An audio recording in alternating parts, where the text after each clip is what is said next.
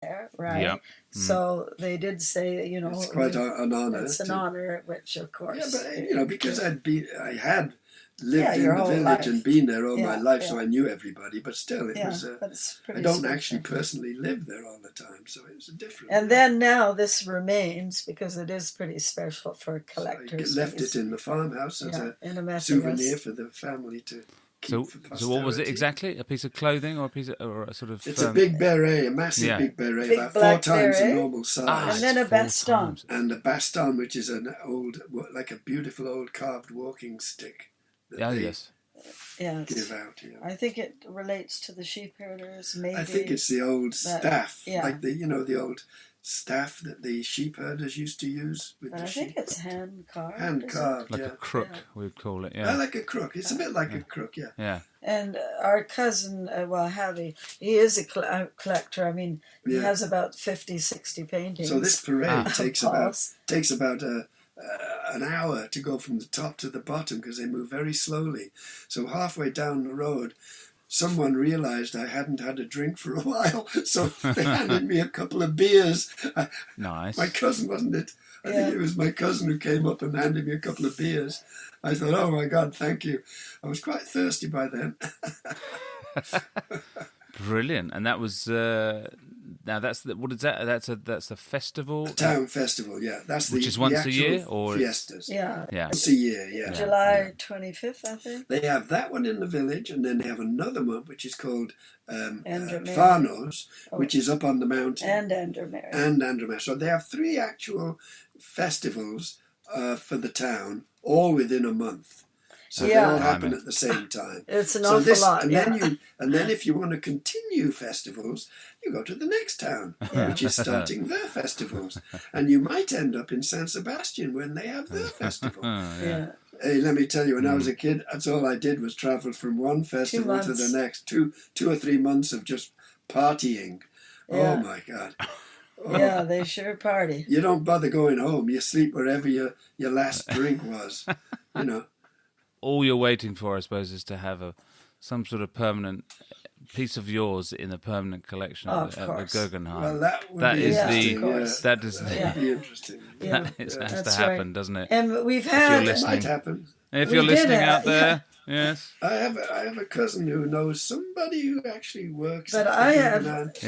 It's my fault, really. We could have just passed the book on. Yeah. I have always wanted to give them, all the right material, like, to have it something done in Basque and then the Spanish translation and a real presentation. And, you just run out of time, in the end we may as well You've got to go through the bureaucly as well. Yeah. You got to know the right people and... Yeah, but she did know something. She does. Yeah, she does. But it seems like some sort of destiny, a path of destiny in some ways, isn't it? It's so close, and it's. I'm sure they need to I'm at the embrace right age. Yes, that's right. Just before the end. Yeah. well, Pa. Yeah. but I put my money on it happening at some point.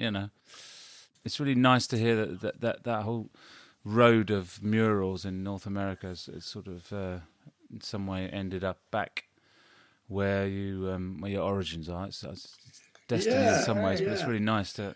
It must have felt quite special doing that one. Yeah.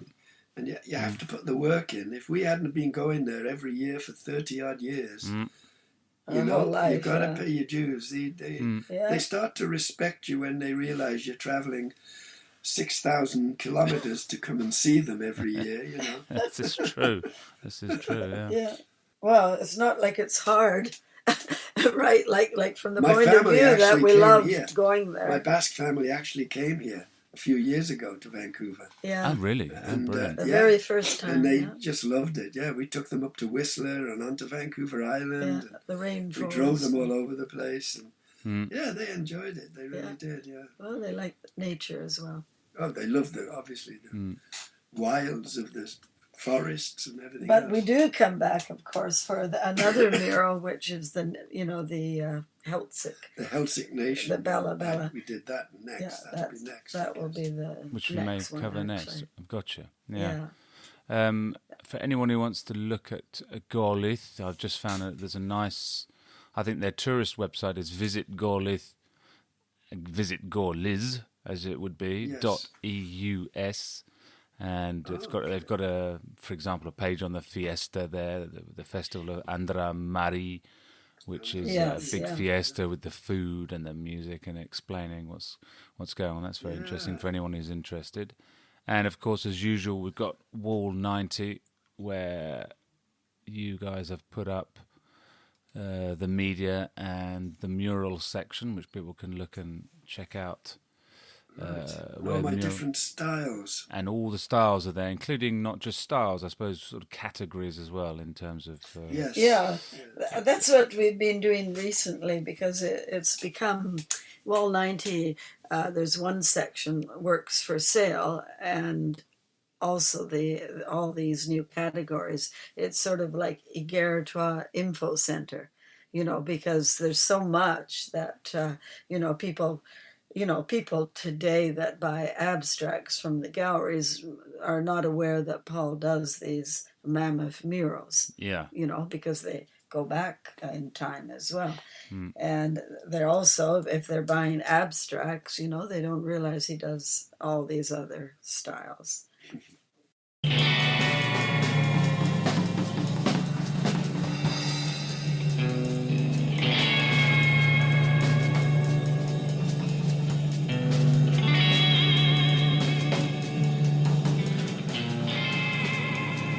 Thanks so much for listening to the Art Chronicles today.